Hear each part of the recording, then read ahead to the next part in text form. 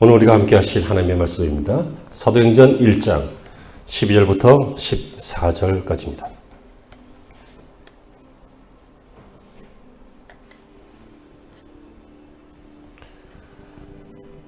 사도행전 1장 12절부터 14절을 한 음성으로 함께 보시죠. 다 같이요. 제자들이 감람원이라 하는 산으로부터 예루살렘에 돌아오니 이 산은 예루살렘에서 가까워 안식일에 가기 알맞은 길이다. 들어가 그들이 유하는 다락방으로 올라간 베드로, 요한, 야고보, 안드레와 빌립, 도마와 바돌로메, 마테와 및 알페오의 아들 야고보, 셀롯인 시몬, 야고보의 아들 유다가 다 거기 있어 여자들과 예수의 어머니 마리아와 예수의 아우들과 더불어 마음을 같이하여 오로지 기도에 힘쓰더라. 오늘도 좋은 주일 되시기를 주의 이름으로 축원합니다. 초대교회들은 오늘같이 큰 건물의 예배당을 가지고 있지 못했습니다. 그 이유 중에 하나는 예수 믿는 그리스도인들이 당시에는 가난한 사람들이 많았기 때문이었고, 또 한 가지 이유는 그리스도인이 된다, 성도가 된다라고 하는 것은 유대교에 의해서 배척당하고 파문당하는 일이었습니다.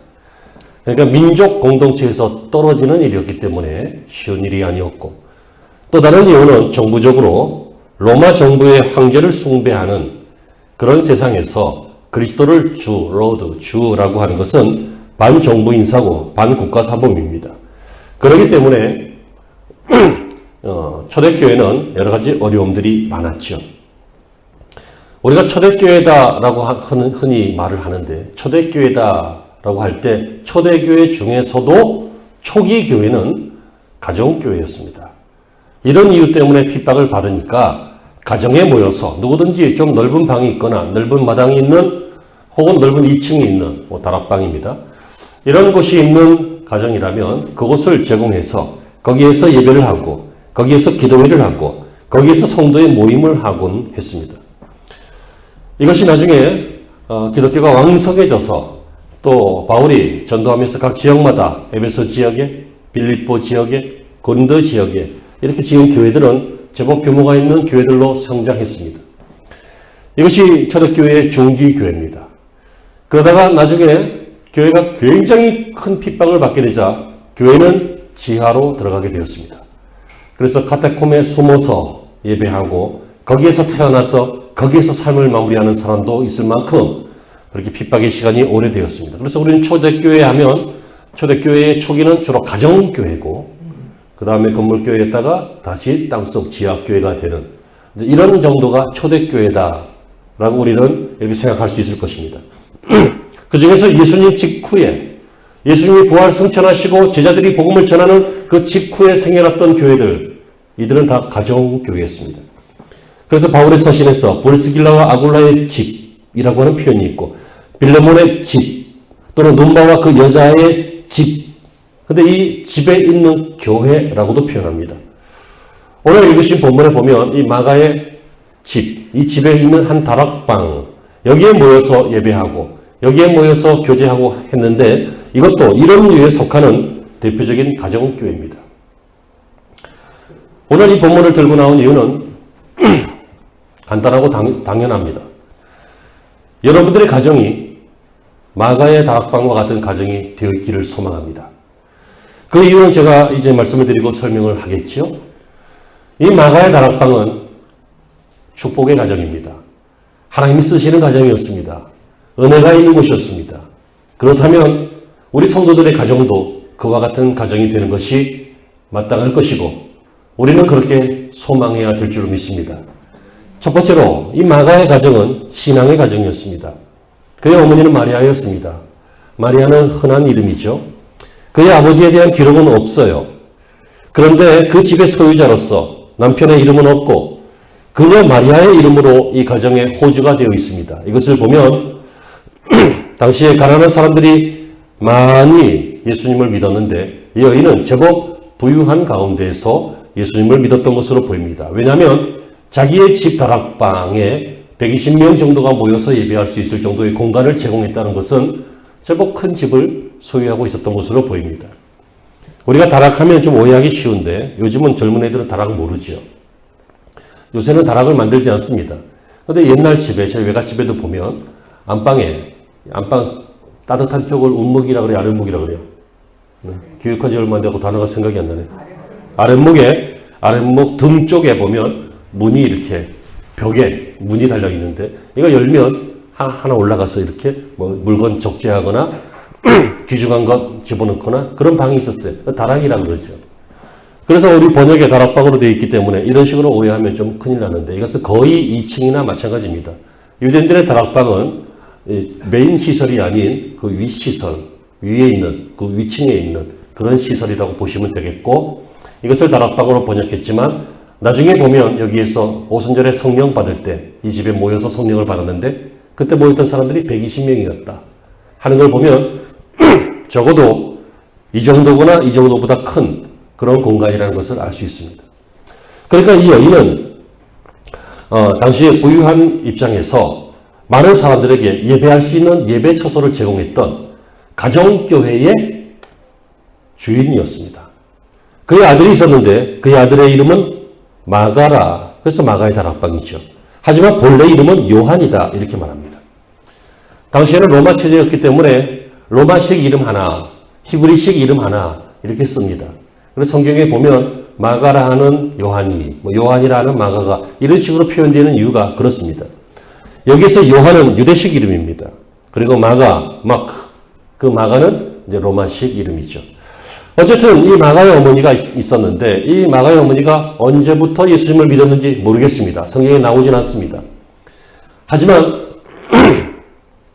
예수님께서 이 집에서 최후의 만찬을 하십니다. 그것을 보면 최후의 만찬을 하기 위해서 집을 찾다가 이 여인이 그것을 듣고 자기 집을 그 장소로 제공하는데 이것을 보면 그녀는 이미 예수님께서 사역하실 때 예수님을 믿고 있었고 주님을 영접했고 주님의 제자가 됐다는 것을 알 수 있습니다. 그렇다면 그의 아들 마가도 어머니가 믿었기 때문에 자연스럽게 성도가 되었고 예수님을 믿는 사람이 되었을 거라고 봅니다. 나중에 다른 문서를 찾아보면 이 집이 시온산에 있었다. 이런 문서도 있습니다. 시온산은 예배 성소가 있는 곳이었죠. 그런 것만 해도 잘 매치가 됩니다. 어쨌든 중요한 것 첫 번째 사실. 이 여인은 신앙인이었고 이 여인의 아들도 신앙인이었고 이 가정이 신앙의 가정이었다는 것입니다. 마가의 다락방에 나중에 이제 곧 나오게 될 내용들을 살펴보면 많은 축복이 있습니다. 그런데 이 축복이 어떤 가정에 있다고요? 신앙의 가정에 있는 것입니다. 두 번째로 이 마가의 다락방은 예수님께서 최후의 만찬을 행하시던 집이었습니다. 마가복음 14장 12절 이하에 보면 예수님께서 마지막 만찬을 행하실 사실을 이야기하실 때 제자들이 그럼 어디서 할까요? 그 장소를 물어보죠. 그래서 예수님께서 만찬을 하실 그 집을 찾는 방법을 알려주셨습니다. 주님의 이 명령을 받은 제자 중에 한 사람이 그 만찬 집의 주인을 만나게 되었고 그 소식을 들은 주인이 자기 집을 제공함으로써 제자들과 예수님이 그 집에서 만찬을 잡히시기 전에 행하셨던 그 마지막 만찬을 거기서 행하시게 됩니다. 그것이 우리가 잘 알고 있는 예수님의 최후의 만찬입니다.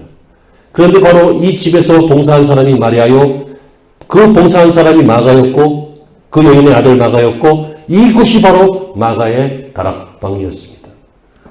지금도 예루살렘에는 마가의 기념교회가 있습니다.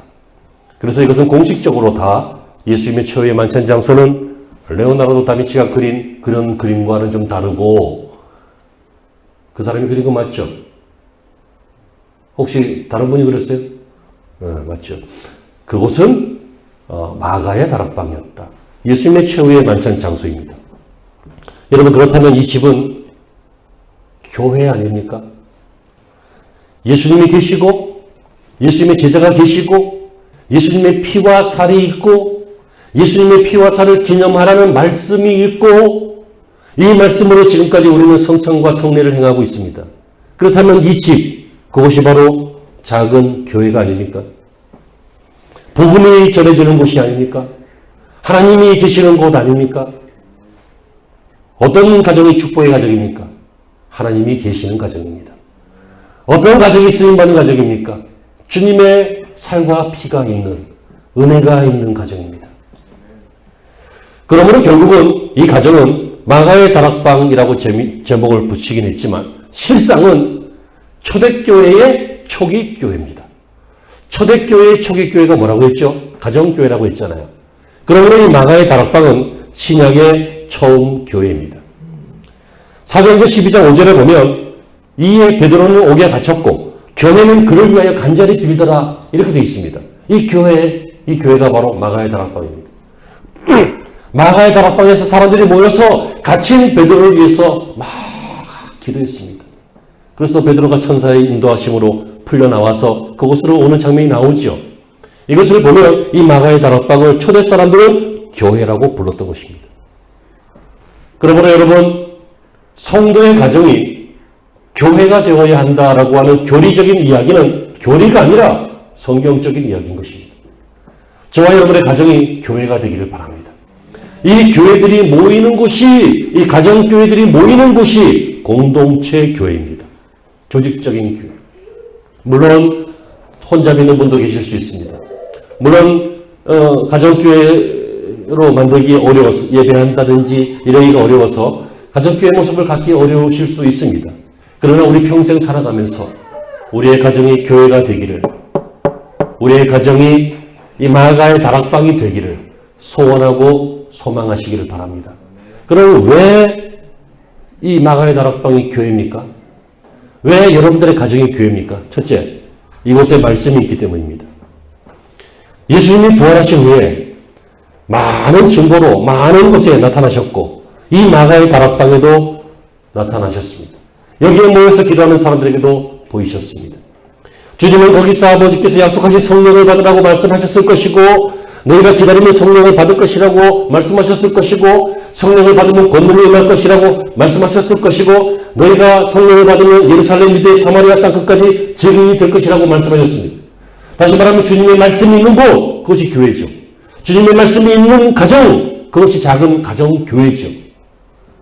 여러분, 주님의 말씀이 신발장에만 걸려있는 것이 아니라 안방에 혹은 서재에 예쁘게 액자로 걸려있는 것이 아니라 물론 걸려도 있으면 좋지만 우리의 마음에 걸려있고 우리의 가족들에게 그 말씀이 살아있는 그런 가정들을 꿈꾸시고 만들어 가시기를 소망합니다.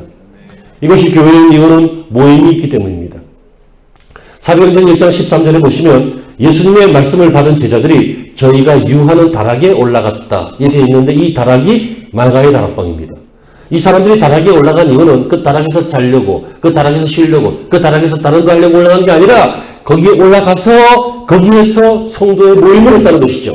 왜? 교회니까. 거기에서 말씀을 나누었고 예배를 드렸고 같이 기도했고 그래서 그들은 모였던 것입니다. 사람들의 모임의 이유는 많이 있습니다. 등산 가려고 모입니다. 왜요? 등산이니까. 공차려고 모입니다. 왜요? 조기축구 보니까. 사람들의 모임의 성격이 있습니다. 다 원하는 대로 그 각자의 것들로 인하여 모이게 됩니다. 마가의 다락방은 애초부터 모임의 성격이 정해져 있었습니다. 무엇을 위해서 모이는 것입니까? 성도들이 교회로 여기기 때문에 그곳에 모여 예배했고 그곳에 모여 기도했고 그곳에 모여 주님이 약속하신 성령을 기다렸던 것이죠. 사도행전 1장 15절에 보니 모인 무리의 수가 한 120명이나 되더라 이렇게 되어 있어요. 그러니까 이곳은 초대교회 중에 초기 교회인 가정교회였던 것입니다. 여러분, 우리가 있는 곳이 거룩한 곳이 되고 교회가 되기 위해서는 모임이 있어야 한다는 것입니다. 혼자면 얼마나 외롭습니까? 혼자이신 분들 제가 그 마음 압니다. 모르지 않습니다. 너무너무 긍휼히 여기고 싶습니다. 그러나 여러분 소망을 가지시길 바랍니다. 나 말고 누군가 또 모이게 될 것이다. 나 말고 누군가 또 예배자가 생길 것이다. 이 가정은 교회가 되어야 된다. 이 가정이 교회가 되는 것이 내 평생의 꿈이다. 이 가정이 교회가 되어서 하나님을 예배하고 하나님을 예배하는 사람들로 채워지는 것이 내 삶의 목적이다. 이런 마음이, 이런 생각이 여러분에게 있으시길 바랍니다. 여러분, 저희들은 이렇게 다락방에 모였습니다. 남녀노소가 모였고 약속을 믿고 모였습니다. 옛날처럼 예루살렘을 떠나서 고향으로 돌아가지 않았습니다. 갈릴리 바다로 고기 잡으러 도망가지 않았습니다. 이번에는 끝까지 남았습니다. 언제까지요? 5월 31일까지. 그때가 성령 강림 주일이거든. 오순절, 부활절 후 50일이 지나서 7주 50일이 지나서 그게 5월 30일이래요. 올해는. 그들은 성령이 오실 때까지 2달, 1달 반 동안 7주 동안 기다렸습니다. 예배했습니다. 기도했습니다. 여러분 이렇게 모이는 곳에 생명이 있고 모이는 곳에 하나님이 오십니다. 모여야 대화가 되고 모이는 곳에 비전이 있습니다. 모이는 곳에 역사가 생겨납니다.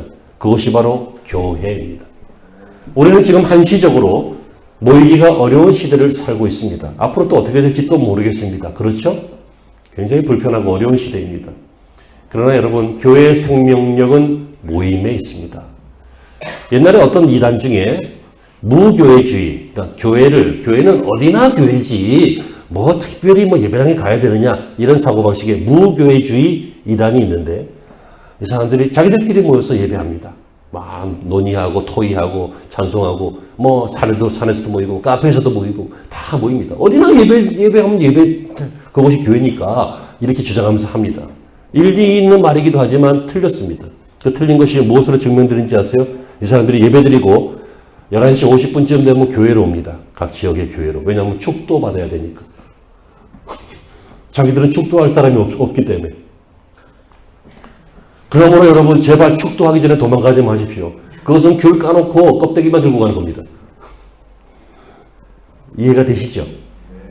축도를 기도라고 생각하지 마시고 축도는 목사에게서 나가는 것이 아니라 담임 목회자에게서 나가는 것이 아니라 하나님께로부터 임하시는 것인데 담임 목사를 통하여 통로로 이렇게 임하게 하시는 하나님이 비신, 하나님이 빈다는 말이 틀린 말이지만 하나님께서 우리에게 주시는 축복인 것이죠. 그걸 잘 받으셔야 돼요. 교회의 생명은 모임에 있습니다. 요즘처럼 참 어려운 시대에 영상으로 예배하고 모이기가 어렵고 이러한 시대에 우리는 이 교회의 본질을 혹 훼손하지 않도록 잊어버리지 않도록 주의하시기를 바랍니다. 지금도 예배를 몇 달째 못하고 있다가 완전히 하나님이 안 계신다 싶어갖고 교회 안 나가기로 전향한 사람들이 꽤 있지 않겠어요? 꽤 있을 거예요. 왜냐하면 신앙이 떨어지니까, 소속감도 떨어지니까, 하나님에 대한 실체감이 자꾸만 떨어지니까. 그럴 때 어떻게 회복합니까? 자꾸 예배 드리는 수밖에 없어요.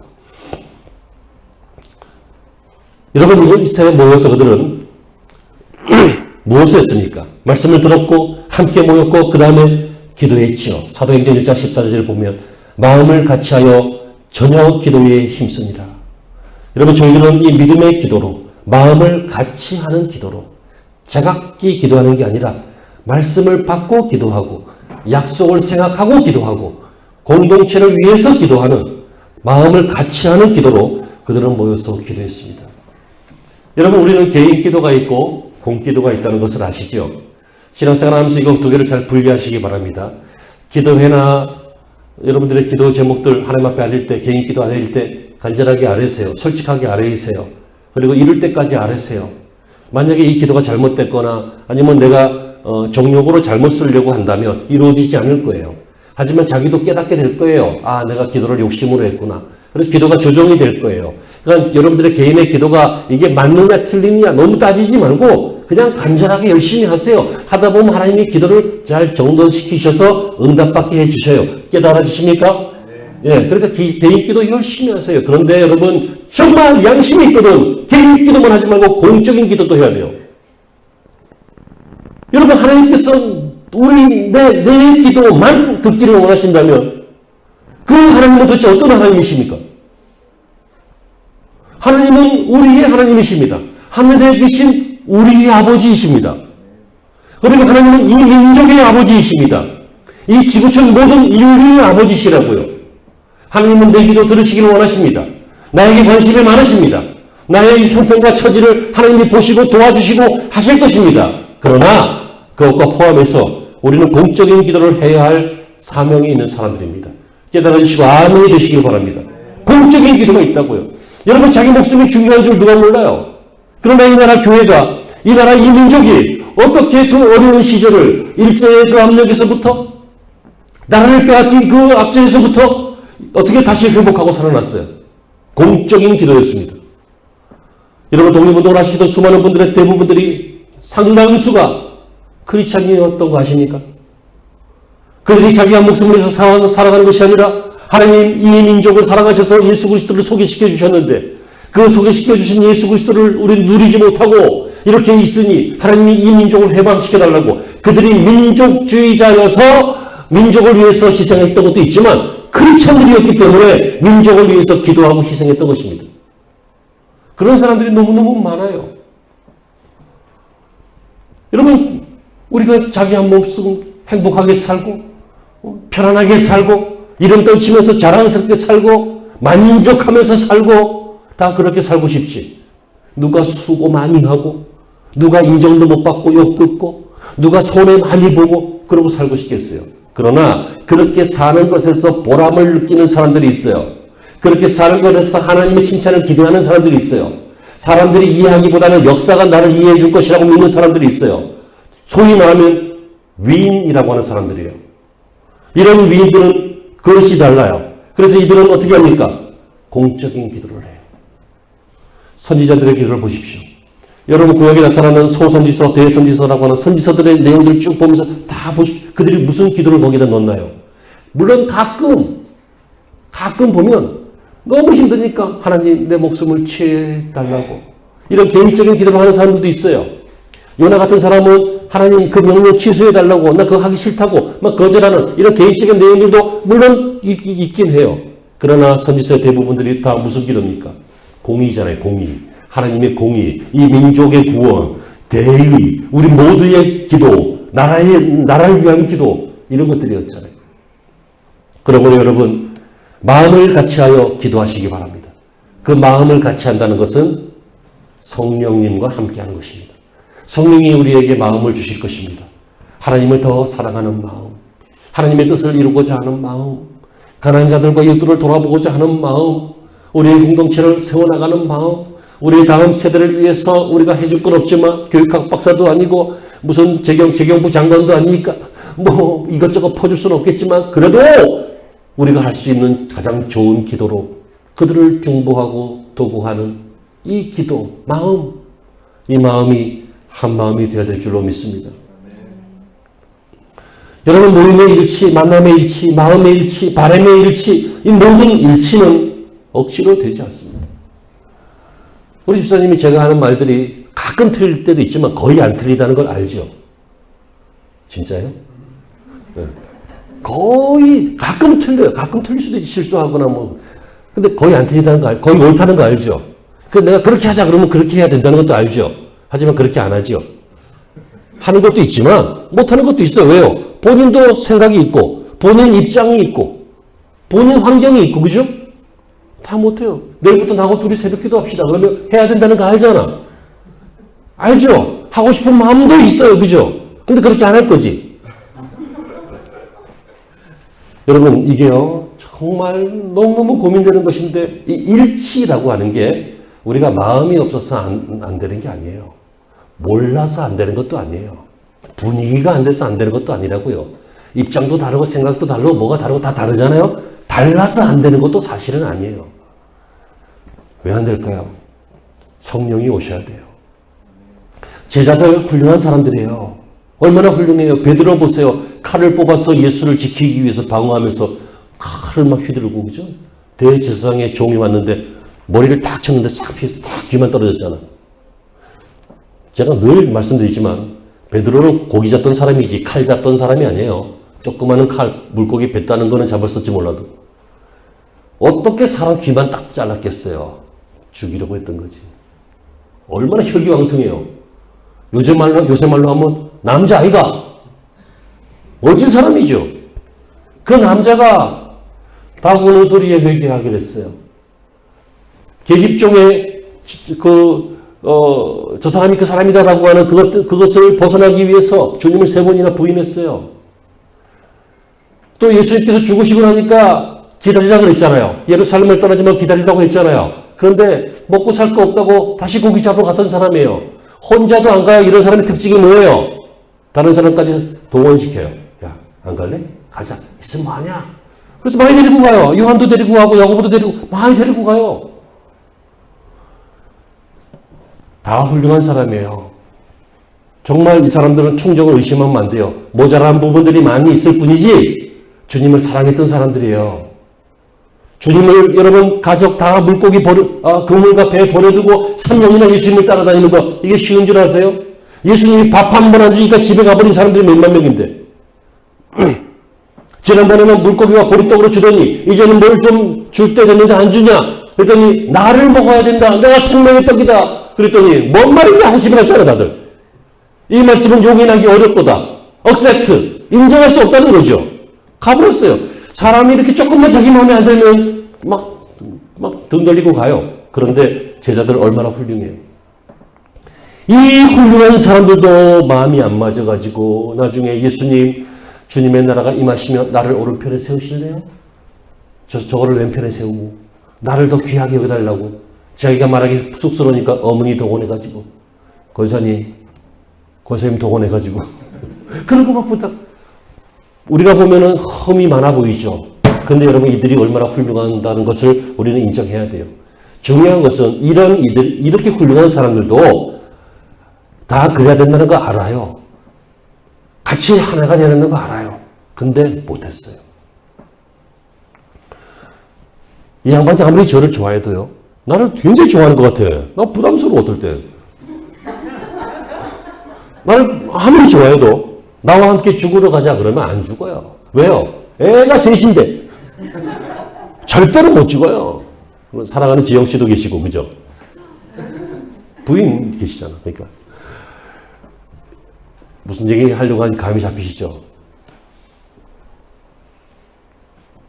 누군가요? 그 사람이 죽으면서 블루투스 넘어져도. 그렇게 믿었던 장군, 그가 배신해서. 시저인가? 사람이 그래요. 근데 여러분 성경을 조금만 넘겨보면 사도행전을 조금만 지나가 보면 이 사람들이 하나가 됐어요. 죽음을 위해서 하나가 돼요. 왜? 복음 때문에. 고통을 위해서 고난을 위해서 하나가 돼요. 베드로가 갇히니까 풀려나기 위해서 하나가 돼서 기도해요. 요한 빼고 다 순교당할 만큼 하나가 됐어요. 복음을 위해서 옛날에는 밥 먹을 게 없어서 고향으로 도망가고 막 걱정하고 근심하고 그랬는데 지금은 생명을 걸고 소아시아 지역을 뒤집으면서 복음을 전하고 다녀요. 어떻게 하나가 됐을까요? 우리의 가정도 그래요. 우리 가정들이 아무리 사랑이 넘치는 가정이라도 얼마나 복잡한 가정이에요. 그죠? 그냥 뭐 하나 실수하면 삐져가지고 우리 집 아이한테 내가 아무리 잘하려고 그래도 뭐 잘하긴 하지. 잘해도 지가 항상 내 마음에 드는 거 아니잖아. 나 속상하게 할 수 있잖아요. 그럼 내가 화가 나잖아요. 화 한 번 내면 앞에 10개 잘한 거 다 소용없네. 다 그래요. 여러분 회사에서는 안 그러잖아. 근데 집에서는 좋게 말하면 집이니까 가족이니까 편하니까 나쁘게 말하면 지 성질대로 해도 되니까 성질대로 다 하잖아. 어떻게 지 엄마한테 지 부장한테 대하듯이 해보지. 효녀 났다고 난리가 날 거예요. 엄마를 막 친구 보다도 못하게 막 돼요. 그래서 이게 막 드라마에 보이는 막 화목한 가정, 막 예수 믿는 가정, 예수만 섬기는 우리 집 고마워라 임마누엘, 막 이런 가정 가끔씩 보이긴 하지만 가끔씩은 완전히 콩가루 같은 가정, 복잡한 가정, 다 마음이 엄마 마음 따로, 아빠 마음 따로, 저 마음 따로. 맛있는 거 있으면 우리 같이 먹어야지. 난 늘 그런 마음인데 맛있는 거 있으면 애비는 밖에서 먹으니 니나 먹어라. 뭐 이런 가정. 아무튼 상상이 안 가는 수많은 복잡한 이 가정을 어떻게 하나로 할 거예요? 엄마가 희생하면 될까요? 엄마도 희생해야지. 아빠가 참아주면 될까요? 참아도 줘야죠. 애들이 쳐들면 나아질까요? 그것도 필요하겠지. 그런데 아니더라고요. 이거 하나 얘기하려고 지금 뺑뺑 돌아온 거예요. 마가의 다락방. 이것이 중요한 이유는 이곳에 성령이 임하셨습니다. 우리가 어떻게 하나가 됩니까? 함께 모여 기도할 때 성령이 임하시면 하나가 되는 거예요. 성령이 임하시면 사도행전 2장 1절 이하에 오순절에 저희들이 모여 기도하던 그 마가의 다락방에 강한 바람 같고 불의 혀 같은 성령께서 임하셨다고 했어요. 성령이 임하시니까 이방인도 본토인도 여자나 남자나 아이나 어른이나 할 것 없이 다 그 마음이 하나님을 향한 그 사랑과 복음에 대한 열정과 나에 대한 은혜에 대한 감사함으로 그 마음이 불타서 하나가 된 거예요. 그러므로 목사는 빌기를 여러분의 가정이 마가의 다락방과 같은 초대교회 같은 교회가 되기를 원하는데 이것을 위해서 뭐 이거 해볼까? 저거 해볼까? 뭐 이렇게 하기 전에 성령 충만을 기도하시기 바랍니다. 우리의 주인은 하나님이십니다. 이 집의 주인은 하나님이십니다. 성령님은 하나님이십니다. 올해는 성령 강림주의를 제가 광고한 이유가 사람들이 참 예수님 오신 날은 기억하고 예수님 죽으신 날은 기억하죠. 왜요? 내 구원과 관계되어 있기 때문에. 그런데 성령께서 오신 날은 기억을 잘 못해요. 성령께서 오시는 날은 예수님께서 부활하시고 7주 후입니다. 오순절. 그게 7실절이라 그래서 49일 지난 다음이에요. 그걸 따지고 나면 부활절이 매번 좀 달라지니까. 이해되시죠? 그때 성령이 오신 거예요. 왜요? 우리를 지키기 위해서. 예수님께서 이루신 구원을 완성하기 위해서. 구원을 뺏기지 않기 위해서. 구원이 흔들리지 않게 하기 위해서 성령께서 오셔서 우리를 지켜주시고 여러분의 가정을 지켜주시는 것입니다. 사랑하는 성도 여러분, 이렇게 성령이 오시고 나면 그곳에는 기적이 생깁니다. 사도행전 12장에 보면 다시 마가의 다락방의 역사가 나타나는데 사단이 이 헤로드 왕을 앞잡이로 해서 많은 사람을 죽이죠. 요한의 형제 야고보를 칼로 죽였어요. 베드로도 죽이려고 잡아들였어요. 다음날 죽이려고 해요. 그런데 이때 마가의 다락방에서 사람들이 모였어요. 기도했어요. 간절히 기도했어요. 그리고 기도했더니 하나님께서 천사를 보내셔서 이 베드로를 꺼내서 이 마가의 다락방 앞으로 인도해서 거기서 기도하고 있던 사람들에게 나타나게 하셨어요. 그렇죠? 기억나시죠? 우리 성경이 다 같은 성경 아니에요?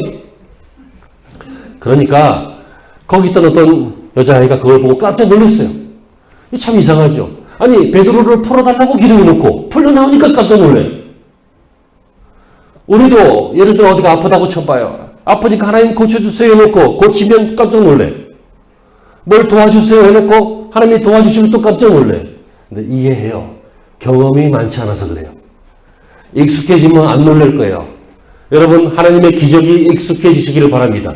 다시 말하면 여러분의 가정 속에 어려운 일들이 없을 수 없어요. 있어요. 많이 있을 거예요. 하지만 그 어려운 일들이 해결되는 것을 경험하실 뿐만 아니라 이 경험이 익숙해지는 마가의 다락방이 되시기를 바랍니다.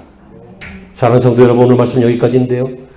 저는 말씀 시작하면서 여러분들에게 부탁드렸던 것처럼 여러분들의 가정이 마가의 다락방이 되기를 원합니다. 그리고 그 가정들이 연합한 곳이 바로 교회입니다. 우리들의 교회인 것입니다. 마가의 다락방은 마리아라고 하는 이 가슴이 뜨겁고 주님을 위해서 희생할 줄 알았던 그런 어머니가 있었던 집이었습니다. 그 어머니의 신앙을 전수받는 자녀가 있는 집이었습니다. 이곳은 예수님의 살과 피를 먹고 마시는 성찬이 시작되었던 은혜의 장소였습니다. 이곳은 신학교의 힘이 되는 성령께서 오시는, 성령이 오실 때까지 기다리는 바로 그 기도의 장소였고 초대교회였던 곳이 마가의 다락방이었습니다. 여러분, 이런 곳이 우리의 가정이라면 이곳에서 어떤 자녀가 성장하겠습니까? 이곳에서 어떤 사업이 만들어지겠습니까? 이곳에서 어떤 신앙생활을 할 수 있겠습니까? 이것이 이 마가의 다락방이 우리의 가정이라면 이곳에서 어떤 하나님의 축복을 누릴 수 있겠습니까? 영화 제목, 영화의 광고 제목, 광고 그 패러디라면 패러디인데 무엇을 상상하든 그 이상을 보시게 될 것입니다. 성도 여러분, 교회를 중요하게 생각하십시오. 먼저 가정교회를 중요하게 생각하시고 우리의 공동체, 공적교회도 중요하게 생각하십시오. 그곳을 마가의 다락방으로 만들고자 하는 소망이 끊어지지 않기를 바랍니다. 하나님께서 그 소망을 이루실 때 여러분들은 중요한 일에 쓰임받는 아름다운 인생이 될 줄로 믿습니다. 기도하시죠.